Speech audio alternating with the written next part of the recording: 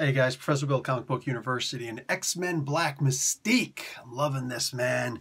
This was a really good book. I'm going to have a little bit more to say about how much I love this book in a moment. But, Mystique, One Short Day.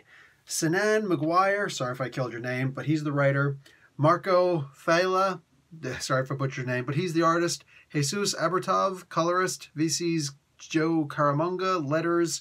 Cover artist J. Scott Campbell and Sabine Rich. Variant cover artist Salvador La Roca and Guru FX, whatever. So, boom. Jack Kirby and Stan Lee created the X-Men. So, also don't forget there's Apocalypse Degeneration Part 3 in this with Zach Thompson, Lonnie Nadler, Geraldo Borges on art, and Rachel Rosenberg and Corey Petit from VC. So, basically, you know what? There's no need to even get into this because you're going to read the comic book and you're going to love it, okay? But just like I said with Mojo, and very similar to what I said with the Magneto issue prior to that, I would love to see this Mystique in an ongoing. Like, the worst part about this comic book, the only bad part about this comic book is that it's a one-shot.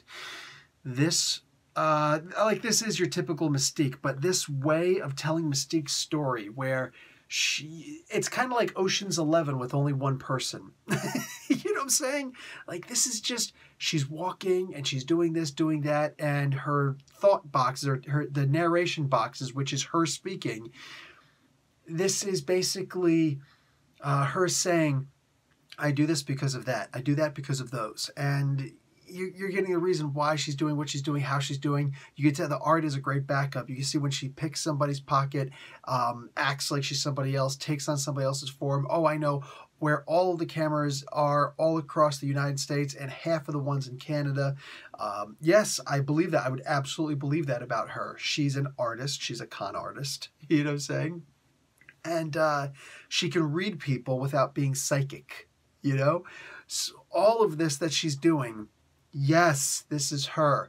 Her walking into one of the big box stores, like a Costco or Sam's Club or something like that, and she says, you know, this is the best place in the world. This is 100% legal weapons factory. And she gets rat poison, you know, and a couple other things like that. And she is able to poison water supply in a Trask Industries location and also do something else. And she's going to rescue a mutant and get the information that she wants out of this Trask facility. So there's two birds with one stone, but she knows that she can do it all.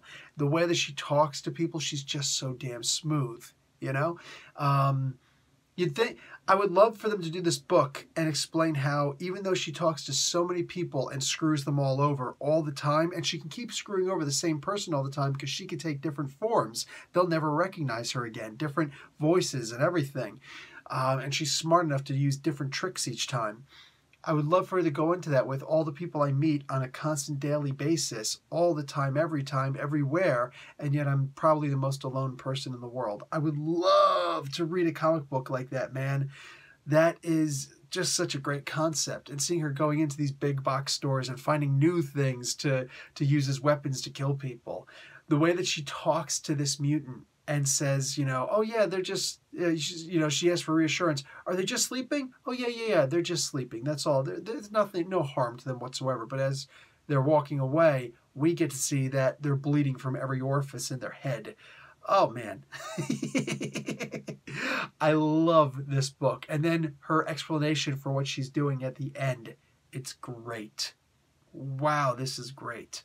Also, the Apocalypse book. I'm going to just talk very briefly on that because I really want to get into it more at the with the final issue. But that's the Emma Frost issue. But it's cool because I think that the characters that we meet at the end of that story in this comic book, I think that these are Celestials. I don't know how because of the way they look, but also by the way they look. It's interesting, and I'm digging it.